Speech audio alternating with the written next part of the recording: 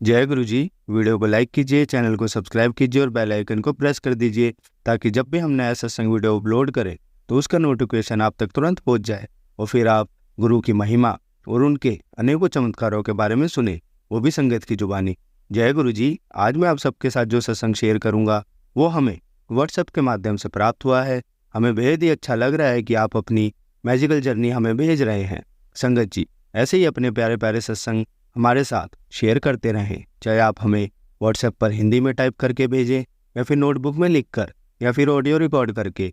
हमारी आपसे सिर्फ एक छोटी सी विनती है, जब भी आप अपना सत्संग रिकॉर्ड करें तो उसको एक शांत वातावरण में ही रिकॉर्ड करें। आज का सत्संग एक गुरु भक्त आंटी जी का है और आंटी जी अपना नाम और जगह गुप्त रखना चाहती हैं, जिसका हम दिल से सम्मान करते हैं। चलिए आज का ये सत्संग हम आंटी जी के बोले हुए शब्दों में ही हम सब सुनते हैं। बहुत ही अच्छा सत्संग शेयर करा है आंटी जी ने। जैसा आंटी जी ने सत्संग हमारे साथ शेयर करा है वैसे ही आप सबके साथ इस सत्संग के माध्यम से आज साझा करने जा रहे हैं। इसलिए आप सभी संगत सत्संग के अंत तक बने रहना, उस सत्संग को बहुत ध्यान से सुनना, उस सत्संग को बीच में ना छोड़ें, क्योंकि सत्संग सुनने वाले का भी कल्याण होता है और सत्संग करने वाले का भी। और हो सकता है जो आप आज सत्संग सुने उससे आपको भी अपने कई सवालों के जवाब मिल जाएं। चलिए सत्संग शुरू करते हैं। जय गुरु जी। जय गुरु जी। ओम नमः शिवाय। गुरु जी सदा सहाय। गुरु जी का एक मैसेज आया है कि मैं तुझे सुनना चाहता हूँ। मैं इसीलिए गुरु जी का शुरू से सत्संग शेयर करना चाहती हूँ, क्योंकि गुरु जी हमेशा से कहते हैं कि अपने बारे में शुरू से बता। मैं जब छोटी थी तो मैं महादेव जी की पूजा किया करती थी, लेकिन पता नहीं क्यों किसी वजह से मेरा मन टूट गया। मैं उस जगह से दूसरी जगह शिफ्ट हो गई तो मैंने महादेव की पूजा करना छोड़ दिया। 2012 से मेरा जीवन बहुत उथल पुथल में मच गया।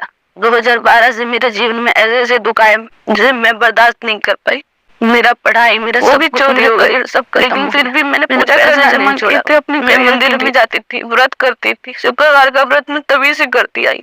मन दुखी होता था, ना माँ से बात करती थी, ना पापा से बात करती थी। जॉब ढूंढ रही थी, जॉब मिली भी तो सिर्फ 3-4 हजार रुपए, और उससे लेकर के मैं अपने काम, अपनी पढ़ाई पर ध्यान देने लग गई। फिर मेरे घर में बहुत सारे पैसे चोरी हो गए, करीब 1.5-2 लाख रुपए चोरी हो गए थे। जब पापा जमीन लेना चाहते थे लेकिन जमीन नहीं ले पाए, और पापा ने भी मुझसे बात करना छोड़ दिया। फिर 2014 में मेरी शादी हो गई, और शादी में भी मुझे कुछ समझ में नहीं आया कि शादी क्या हुई है, कैसे हुई है। जैसे मजाक बन गया मेरा। मैं शादी से भी खुश नहीं, मन किया बस भाग जाऊं उस घर को छोड़ करके। जैसे अपने माँ बाप के घर से भागना चाहती थी, ऐसे ससुराल से भी भागना चाहती थी मैं। फिर कोई रास्ता नहीं मिला, भाग करके वापस मायका और मायका से भी वापस ससुराल। भाग करके तो कुछ मिला नहीं, दर्द सहती रही। 2015 में मैंने अपना पहला बच्चा खोया, जिसमें बहुत तड़पी, बीमार भी पड़ी। 2016 में ठीक हुई। फिर मेरे हस्बैंड ने एक घर लिया 2016 में अगस्त में, जिसमें मैं आके शिफ्ट हो गई। 3 साल तो मैं ठीक रही, फिर मेरा मन दुखी हो गया, छटपटाती रही कि फिर यहाँ से भाग जाऊं। क्यों पता नहीं समझ में आया। लेकिन कभी भी मेरा ना भगवान पर से ये नहीं हुआ, मैं पूजा पाठ करती रही, नहीं मैं करूंगी। मन नहीं टूटा। लेकिन सडनली ना 2023 में जब मेरा बेटा आया, मैं उससे इतना अटैचमेंट हो गया ना। और 2023 के 12 जनवरी में आया था वो, इतना खूबसूरत था वो बच्चा, लगा कि जैसे मेरे घर में भगवान आ गए। और इस तरीके से उसने मुझे मोह माया में बांध दिया, और 2 महीने के बाद जब उसकी डेथ हो गई तो मैं पूरी तरीके से टूट गई। मुझे पता है जीवन में कोई भी चीज किसी को हमेशा के लिए नहीं मिलती, फिर भी मुझे उस बच्चे से लालच हो गया, जो मुझे कभी किसी पैसे से नहीं, किसी सामान से नहीं, किसी चीज से मुझे लालच नहीं, मैं किसी मोह माया, किसी बंधन में नहीं जुड़ी। लेकिन उस बच्चे से मुझे क्यों लालच हुई, क्यों इतना मैं उसके साथ बस गई। रोती हूँ, छटपटाती हूँ, सपने में देखती हूँ, मन करता है उसके पास चली जाऊं, उसे गोद खिलाऊं। देखती हूँ, रोती हूँ, छटपटाती हूँ, पर उसे उठा नहीं पा। वो भी रोता है, पास आने नहीं, मैं उसे गोद में नहीं उठा सकती। महादेव से बता दी, फिर अचानक मुंह से निकला है महादेव, बचपन से मैं तेरी पूजा करती आई, अचानक से मेरा तेरा मंदिर आना बंद हो गया। लेकिन मैंने इतना बड़ा गुनाह भी तो नहीं किया ना, जिससे मेरी एक प्यारी चीज जो जीवन में मुझे कभी नहीं मिली, और तूने दिया और फिर वापस ले लिया। लेकिन कोई बात नहीं, तूने दिया उसका भी तुझे धन्यवाद करती हूँ। उसी से उस चीज को, उस दिन को स्वीकार कर। तूने ले लिया, उसके लिए भी धन्यवाद करती हूँ। अगर मेरे जीवन में लालच नहीं होता तो शायद उस झटके के बाद ये नहीं समझते कि हमारा जीवन ये होता है, क्योंकि मेरा जीवन तो सीधे तरीके से चल रहा था ना। और जीवन तो सीधा चलने का नाम है ही नहीं, जीवन तो टेढ़ा मेढ़ा होता है, हमेशा जलेबी की तरह घुमा होता है। कभी उतार चढ़ाव चलता ही रहता है। ये मुसीबतें आई थी, मैं घबराई नहीं, टूटी नहीं। मन किया था भागने का, लेकिन फिर भी मैं संभली, टिकी रही घर में। करियर नहीं बना, दुख था मन में, लेकिन फिर भी चल रहा था। लेकिन मार्च में जब वो बच्चा मेरे जीवन में चला गया, जैसे लगा मेरा दुनिया खत्म हो गया, अब नहीं, अब कुछ है ही नहीं। मेरा पहला बच्चा था, मैं उसकी तरफ ध्यान नहीं दे रही थी। मैं उसको खाना पीना तक नहीं दे रही थी। मैं उससे बात नहीं, उससे गुस्सा कर रही थी, उसे मार रही थी, अपने घर वाले से, अपने हस्बैंड से बहुत झगड़ा कर रही थी, बहुत ज्यादा। फिर 7-8 महीने के बाद अचानक से गुरुजी का एक मैसेज आया था मेरे फोन पर। जब मैं वैष्णो देवी की यात्रा से आई थी, मेरे बच्चे का 6ठा जन्मदिन था, मैं वैष्णो देवी से आई थी। अचानक से मैसेज देखा, फिर मैंने कहा ऐसे ही है सब कुछ, ऐसे ही होता है, ऐसे ही गुरुजी के मैसेज आते हैं। मैं नहीं जानती, क्योंकि मैं फ्रस्ट्रेट थी, बहुत बहुत ज्यादा फ्रस्ट्रेट थी। मैंने इसलिए सब इग्नोर कर दिया। फिर खुद के ही मन को समझाने लग गई कि नहीं, कब तक डिप्रेशन में रहूंगी, कब तक खुद को टॉर्चर करूंगी, कब तक अपने बड़े बेटे को टॉर्चर करूंगी, कब तक मैं अपने पति से लड़ती रहूंगी। फिर मैं भगवान के फिल्म देखने लग गई, भगवान के गाने सुनने लग गई। गुरुजी के मैसेज आते मैं इग्नोर कर देती है। ये नहीं समझाता कि गुरुजी ने, महादेव जी ने मुझे संभाल लिया है। जब सब लोगों के तानों से मैं टूट चुकी थी, गुरुजी मेरे महादेव मुझे कुछ संभाल ले आए।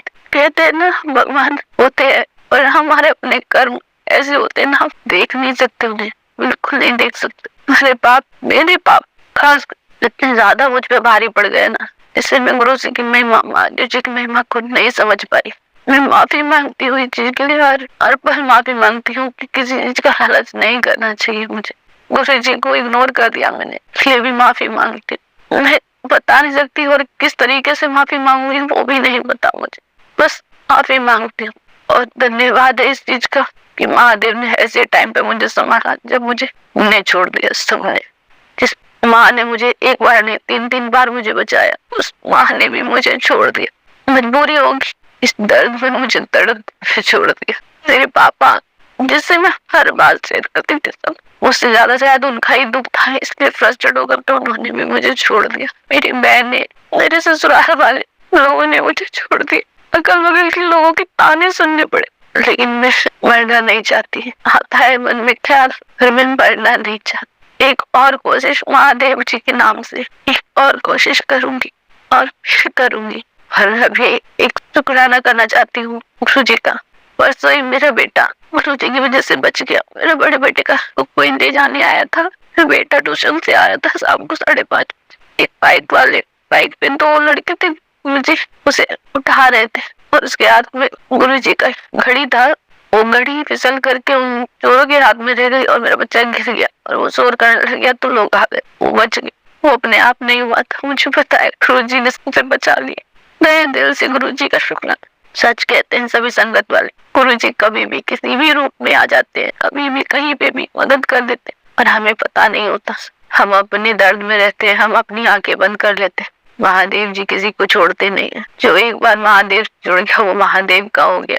हम छोड़ सकते हैं पर महादेव छोड़ नहीं सकते किसी को। मुझे बुरे बुरे सपने आते हैं और मैं गुरु जी का नाम लेके सो जाती हूँ बेफिक्री से। एक दिन डरी थी, उस दिन गुरु जी बोले थे बहुत बहुत बुरी बुराई थी तुझे ले जाने के लिए, पर मैंने टाल दिया। और अभी परसों ही ना मैसेज आया गुरु जी का कि ना तू शुक्राना कर, मैं तुझे सुनना चाहता हूँ मेरे बच्चे, मैं तुझे सुनना चाहता हूँ। फिर मैंने कहा गुरु जी आपका दिन सोमवार का है, मैं आपका शुक्राना सोमवार को ही करूंगी। मैं इसीलिए आज आपको मैं अपना सत्संग शेयर कर रही हूँ। मेरे सभी सत्संग वालों को मेरा शुक्राना, सबको धन्यवाद और गुरु जी को तहे दिल से धन्यवाद। सबको शुक्राना है मुझे संभाले रखने के लिए, हर मिनट के लिए, हर सेकंड के लिए, मेरी सांस के लिए, सब चीज के लिए शुक्राना है। और मैं गुरु जी हमेशा कहते हैं कुछ मांग, मैं सिर्फ गुरु जी से इतना ही मांगती हूँ, जैसे इतने टाइम मुझे बिना पहचान कराए मेरे साथ रहना, ऐसे ही मेरे साथ रखना। और जब मैं सांस बंद करूँ, अपनी आंखें बंद करूँ, महादेव मेरे सामने रहना, मेरे सामने रहना। मैं जब भी विकल हो जाऊँ मेरे साथ रहना। धन दौलत तो आती जाती रहती है, काया भी आकर के चली जाती है, पर तेरा साथ जो है ना वो बहुत प्यारा है, जो बिना दिखे भी दिख जाता है।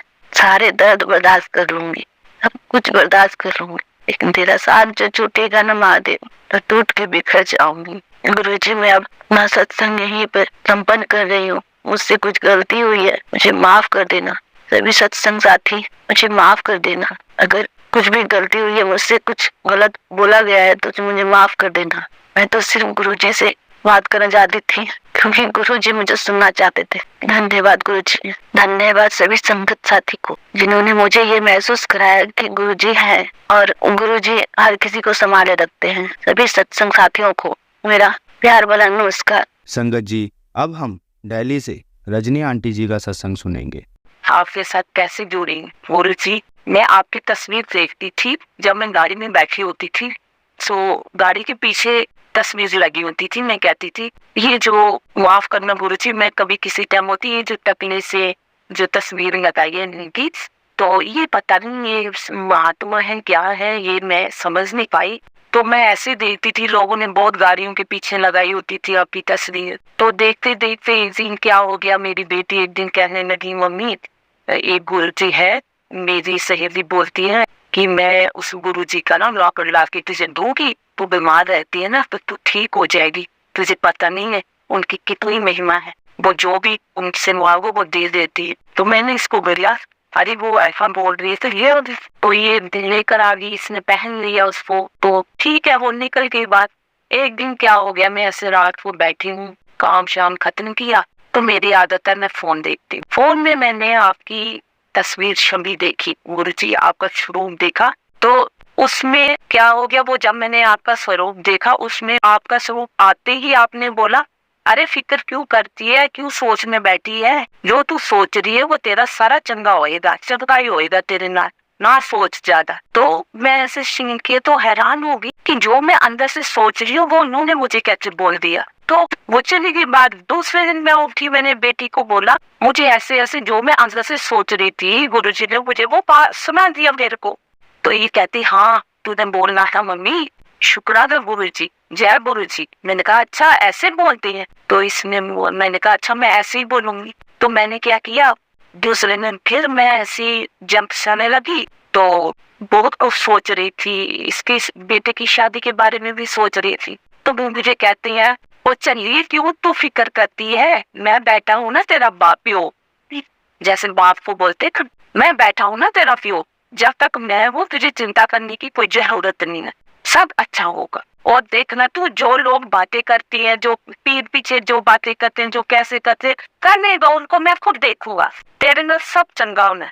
फिर मैंने बेटी को बोला, मैंने कहा मुझे फिर ऐसे हुआ। तो कह रही मम्मी गुरुजी सोए लेते हैं, क्योंकि तू उनका स्वरूप देखती है ना, तो वो तो उनके साथ बात कर करिया कर, जो तेरी मन की इच्छा होती है उनको बोला कर। तो मैंने कहा अच्छा। एक दिन फिर ऐसे हो गया, सुबह मैं उठी हुई है, मुझे बोलती है मम्मी हम ना गुरुजी की स्वरूप लाएंगे। मैंने कहा ये कहाँ से लाएंगे, ये बोलती है ऑनलाइन मिलती है। मैंने कहा यहाँ ना तू भी। तो कह रही मम्मी उसके लिए ना एक आसन बनाना पड़ता है, ये बोलती मैं खुद बनाऊंगी। मैंने कहा सर तुझे बनाना आता है, ये बोलती हाँ। तो इसमें रातों रात गुरु जी के लिए ये वाला आसन बन रहा है, ये ना खुद आसन, ये बनाया रातों रात। तो दूसरे तीसरे दिन हमें ये स्वरूप आ गया गुरु जी का, हमने ये लगाया। मैंने इसको बोला ये कहाँ लगाएंगे, बोलती इसी कमरे में ऊपर अलमारी के ऊपर रखेंगे, यहाँ ही तू पूजा किया कर इनकी। मैं तो ऑफिस से लेट उठती हूँ तो मैं कर नहीं पाती, लेकिन इनकी पूजा रोज करनी होती है। ठीक है, तो मैं बड़ी श्रद्धा से इनकी पूजा करना शुरू कर दी। फिर एक दिन ये मुझे बोलती है मम्मी गुरु जी को ना इस कमरे में रखना ठीक नहीं। मैंने कहा कि मम्मी यहाँ कपड़े जपड़े सब कुछ यहाँ ही होते, सोते नहीं है, वो नहीं पवित्र जगह होनी चाहिए। तो मैंने कहा कोई बात नहीं, मंदिर में रख लेते हैं। मैंने मंदिर में रखवा दिया उसको। ये बोलने लगी मेरे को हम ना बड़े मंदिर जाए कभी, उधर माथा टेकने, कहती जो भी कोई जाता है उनकी मनोकामना पूरी होती है। मैंने कहा ठीक है जाएंगे, अगर उनका बुलावा होगा तो जरूर जाएंगे। बस एक दिन हमने तीनों, मेरा बेटा और बेटी ये उठे तो हम चले गए गुरु जी के मंदिर जाके। जो मन को जो मन की ना, वो ऐसे लगता है जैसे दुनिया का सारा गम हमने उधर ही छोड़ दिया है और अच्छा ही लेकर आ रही है समंदर से, ऐसा मतलब हो जाता है वहां जाके। बस जैसे हम गुरु जी के उधर से आ गए तो ये बोलने लगी है मम्मी अब हमने ये जो काम कपड़ों का डाला है ये अच्छी तरह निकलना चाहिए। हमें ये जो कपड़ों का काम खोला था बीच में ना हमें कपड़े दिख नहीं रहे। मैंने कहा हमें गलती तो भी कर दी, ये सब खोई से कि घंटी ने ऐसे बोला, गुरु जी अब आपने ही जो करना है, हमने हाथ तो डाले जिस काम में, तो अब आप ही इसकी नैया पार करो। उसी टाइम इसको इतना काम आ गया, इतना आ गया, लाइफ इतना आ गया। हमने कहा जय गुरु जी, जय गुरु जी। और हम जब भी आप कोई काम करते हैं ना, पहले गुरु जी का नाम लेते हैं, फिर आगे। गुरु जी ये नहीं कहते कि आपको मैं, आप बैठो तो मैं आपको सब दूंगा, नहीं। वो बोलते आपका जो मन का अंदर है ना कुछ, मेरे से बात करो, सुनिश्चित से बात करो, आपकी वो मैं मनोकामना पूरी कर दूंगा। ये है कि जो तकलीफ आपको ज्यादा थोड़ी होगी, उस तकलीफ से मैं आपको बिल्कुल ठीक कर दूंगा। ये नहीं कि तकलीफ नहीं आएगी, लेकिन ये है कि जो बड़ा कुछ होने वाला होगा वो रोक देते हैं वो। इसलिए हमें इतना इन पर विश्वास हो गया, इतना हो गया। मैं ऐसे ये बीमार हो गए तो मैंने उनको बोला गुरु जी, ये गुरु जी इनको ऐसी पेन होती है, पता नहीं क्या पेन है। आप सुबह अल्ट्रासाउंड डॉक्टर ने बोला है, और आप ठीक तरह से वो खाली साहब। रात को मैं सोई हूँ तो मुझे बुरे सपने में गुरु जी किसी को तरशूल के साथ मार रहे हैं। मैं सुबह उठ गई, मैंने बच्चों को बोला मुझे ऐसे ऐसे सपना आ गया, मम्मी तू परेशान थी ना, क्या इशारा दे रहे हैं। उन्होंने थोड़ा दर्द ले लिया तो इनकी रिपोर्ट एकदम सही आ गई, थोड़ा बहुत पथरी उथरी निकली। तो फिर मैंने शाम को ना, ऐसे क्या होता है, मैं शाम को इंटरवल ये सत्संग सुन के तो फिर सोती। तो मैंने ऐसे मोबाइल खोला तो वो मुझे बोलने लगी कि तू चिंता कर रही है, सब अच्छा होगा, तू देख, तूने मेरा हाथ पकड़ दिया ना बच्ची, अब मैं तेरा हाथ कभी नहीं छोड़ूंगा, तू देखना तेरा सब अच्छा अच्छा होगा, चिंता ना कर सर, तू क्यों सोच दी तेरी। तो मुझे ऐसा जब ये बोल रहे तो मैं बड़ी खुश होती हूँ। मैं जूसी आपने मुझे जवाब दे दिया। एक दिन क्या हो गया, मैं ऐसे बैठी हूँ, मैंने कहा गुरु जी की ना स्वरूप में बड़ा होना चाहिए, अंदर से सोच रही बड़ा होना चाहिए, क्योंकि बेटी मुझे बोलती मम्मी गुरु जी का स्वरूप तो है वहाँ, लेकिन वहाँ लाइट कम होती है, लेकिन ना वो चेहरा नहीं हम अच्छी तरह देख पाते। तो अंदर से बोलती मैं अगर कोई बड़ा वाला स्वरूप लाऊंगी तो मैं उसके अंदर लाइट ही लगवाऊंगी, अगर नहीं भी लगेगी लाइट ही लगवाऊंगी। अंदर से सोच रही। तो कल मैं मार्केट में चली थी तो वहाँ सामने मेरे बेटे ने बोला मम्मी मैं देख के एक तस्वीर बनी हुई है गुरु जी की स्वरूप। जब मैं गई उधर तो मैंने कहा ये आपको बेच चाहिए था। हाँ, तो मैंने कहा ये मुझे दे दो। कह रहा मैडम इसके अंदर लाइटें भी लगी। मैंने कहा वाह, पर जो मैंने सोचा था ना अंदर, वो गुरु जी ने पहले ही तैयार रखा था, वहाँ दुकान पर लाइटें इसके अंदर लगी हुई है। अब मैं इसको बोल रही हूँ तुम छोटा सा सत्संग गुरु जी का कर, मुझे ना ये कड़ा प्रसाद बनाना नहीं आता है। एक होता है सूजी का हलवा, वो तो आसानी से हर कोई बना लेता है। आटे का प्रसाद मुझे नहीं आता है बनाना। मैं वो कैसे बनाते हैं जरा यूट्यूब में दे दी, वो हलवा जैसे ही बनाते हैं। तो मैंने इसको बोला तुम जरा इस पे देख यूट्यूब पे वो कैसे बनता है। तो इसने देखा मम्मी उन्होंने ऐसे ऐसे बनता है। तो शाम को जैसे मैं सोने लगी तो मोबाइल खोला ना, टीवी देख रही थी मैं। तो मैंने कहा सब बच्चों में टीवी बंद कर दी। मैंने जैसे ही चैनल चेंज किया वो बोलने लगे सामने से, ले सीख लिया किस तरह बनाते हो हलवा, कड़ा प्रसाद किस तरह बनाते हो। मम्मी को ना जवाब मिल गया बड़ा मजा। गुरु जी ने बोला दैट सीख ले किस तरह बनाते पड़े। तो मैंने कहा कि आपका शुक्राना, जो भी मैंने मन से मांगा है गुरु जी वो आपने दिया है। बस ऐसे ही अपनी कृपा रखना, बहन बताइए, इनके परिवार पर सुख शांति बनी रहे, सबकी सेहत। बस गुरु जी शुक्राना। जय गुरु जी, जय गुरु जी, जय गुरु। संगत जी, आज हम श्री रुद्र संहिता का द्वितीय खंड का 21वां अध्याय सुनेंगे, शिव सती विहार। नारद जी ने पूछा, हे पिता माँ ब्रह्मा जी, शिवजी जी के विवाह के पश्चात सभी पधारे देवी देवताओं और ऋषि मुनियों सहित श्री हरि और आपको विदा करने के पश्चात क्या हुआ?